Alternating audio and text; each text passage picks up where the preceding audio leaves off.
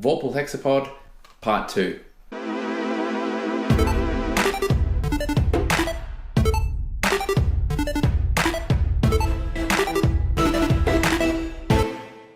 Time to get onto the gamepad. There's not many physical components, in fact only 4 3D printed components. We've got the 3 large pieces and the power retainer. We've got 6 bolts, we've got the button matrix, the D-pad, we've got the Bluetooth module, this one with the M for master, meaning it sends the commands to the slave in the robot. We've got the G for gamepad marked Arduino Nano. We're going to use the rest of our jumper wires, and if you had the deluxe kit, you'll also have an SD card reader and SD card. We're ready to start the wiring of the gamepad. So we're going to start with the button matrix, and we need 8 continuous wires. I'm going to take one of the unused ones. I'm going to peel off the outer brown and outer black.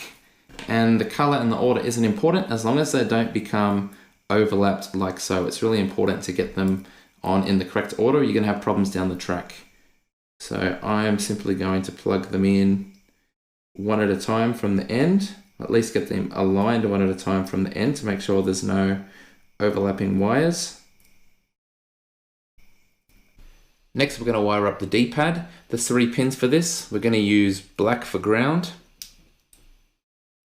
white for out, which leaves the VCC or positive pin, and we're going to use a red jumper cable for that.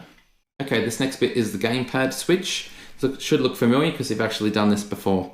We're going to put the 2 red wires through, click it into place, and then inside the gamepad housing, we're going to hold it from behind, like we did last time, and very carefully use our tool to push in and cut the thread.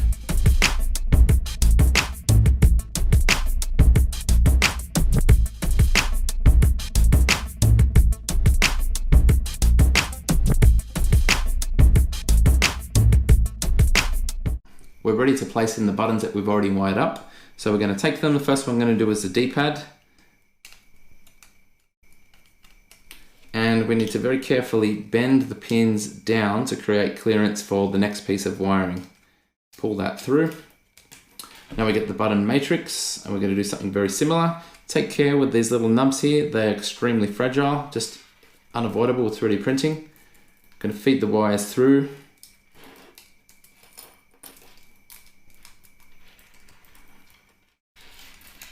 And once again, we're going to hold it securely and bend them all down a little bit so they can pass safely into the rear of the gamepad frame.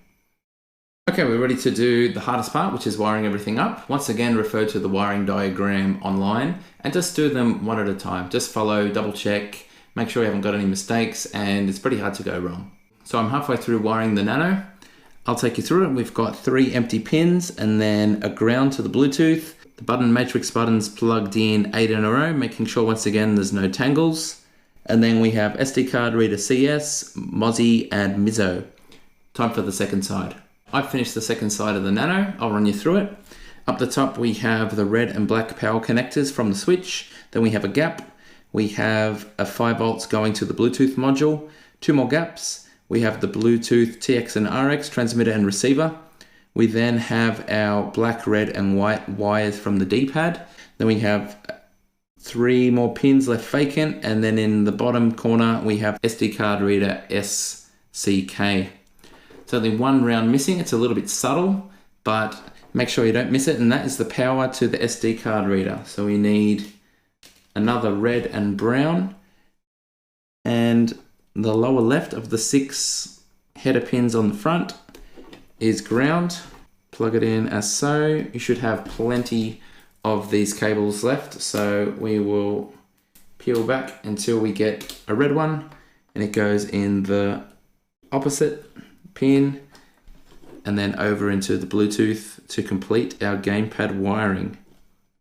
Time for the last and probably one of the fiddliest bits, and that is putting everything into the casing so we can bolt everything together and test the robot. We're going to do this one at a time. You'll notice the 3D printing, everything's labeled on the inside. I'm actually going to start with the SD card reader. And that slots in from the top. should wedge in there pretty nicely. I'm going to come along and follow Bluetooth.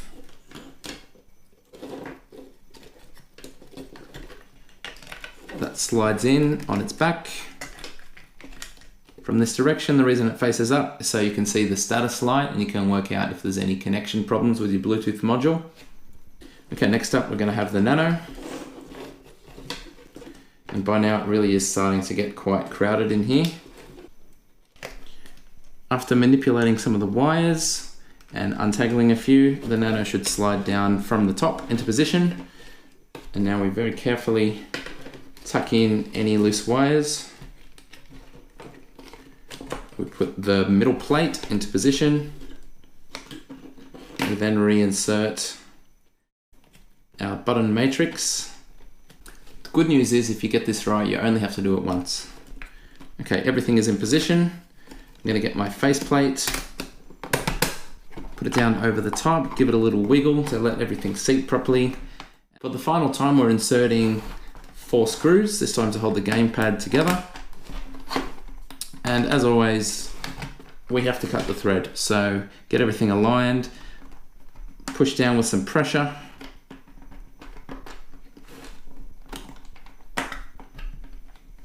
And a couple of turns until you feel that thread start to bite, and then move on to the next one. Once they're all in, you can tighten them properly. To finish the gamepad, don't forget to put on your choking hazard sticker on the rear. And you're done. All right, well, I've put in a 9-volt battery into the controller. I'm going to twist the dial on the Hexapod all the way around to RC for remote control. I'm going to turn on the controller. I'm going to turn on the robot and test if everything's going as it should be. Okay, it's come to life. I can walk one way, I can walk the other, I can turn around. It's very important to test the D-pad button, so I'll put it in dance mode 1. On my red one, when I put it together for the first time, I actually had some of the wires crossed over, so these different modes didn't work. That's a dead set giveaway if you press them and nothing happens. To test the SD card, we'll go to record. I'll do a move, press record again, and now press play.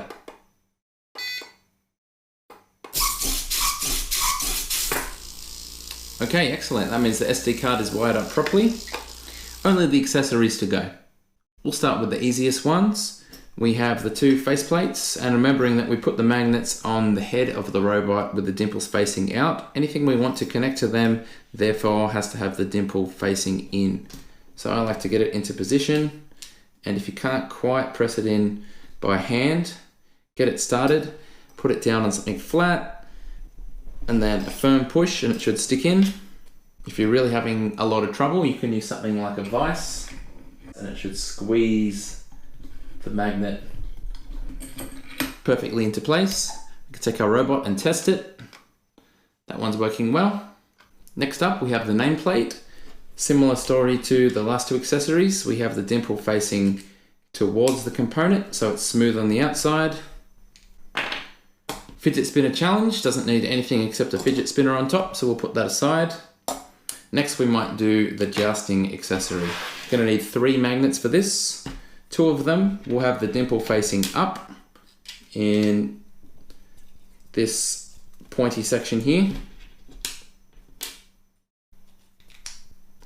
And then the last one goes in the bottom of this small piece here. So because we want to attach this to here, we need the dimple facing inwards. This one is the trickiest one out of all of them to get together, so I'm going to use my vise to get the job done.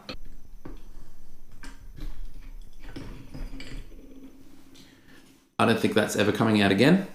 The idea behind jousting is you sit it on top of here and the other player has to knock it off. And how it attaches to the Hexapod is at the front on the accessory port. So we simply take off the bottom 2 wing nuts, slide it on, wing nuts on again, robots fight each other, great fun. Okay, we're almost there. Now we have the capture the flag accessories. We have a basket, which is used to collect the flag in the game. We have the flag, and then we have the front attachment that goes onto the accessory port. On the underside of here, we have room for 2 magnets. I'm going to have them with dimples out on this piece. They should squeeze in fairly comfortably. And then on the flag, we actually want this to attach. So if the dimples were out on this one, they are going to be facing in on this one. Idea being, this goes onto the front of it, and then you put the flag somewhere, you have to attract it, and then lift it up and scrape it into the basket to win the game. Finally, from our deluxe kit, we have the light detector and ultrasonic rangefinder. So we'll start with that one there. We have a backing piece, and it fits inside there, somewhat of a tight fit, but a little bit of a squeeze, and it should clip into place. Then you'll notice there is a piece here, as well as those two that stick up and poke through, and it's simply a matter of getting 2 of our remaining screws, and like all the other times, pushing down with some pressure to start cutting the thread. We've got our finished piece. It connects onto the front accessory port, and then we use the wiring from the instructor to connect up the 4 pins to make it work. Finally, the light sensor marked with LS. We've got this little cavity for it to sit inside, and then a front housing. For the final time, we're going to use our Allen key and our 2 remaining screws to push down and cut the thread. And there's our assembled light sensor ready to go onto the robot and connect with 3 pins to the accessory port. So there we have it, a fully assembled Vorpal Hexapod kit with the deluxe accessories. If you've made it this far, congratulations. Hopefully everything went smoothly for you. If you need to troubleshoot, refer to the forum. There's excellent support there, and your questions will be answered quite quickly. What's next? Well, stay tuned for more videos on this robot here, including how to code it, how to modify it, and how to print custom parts. G'day, it's Michael again. If you liked the video, then please click like. If you want to see more content like this in future, click subscribe, and make sure you click on the bell to receive every notification. If you really want to support the channel and see exclusive content, become a patron. Visit my Patreon page. See you next time.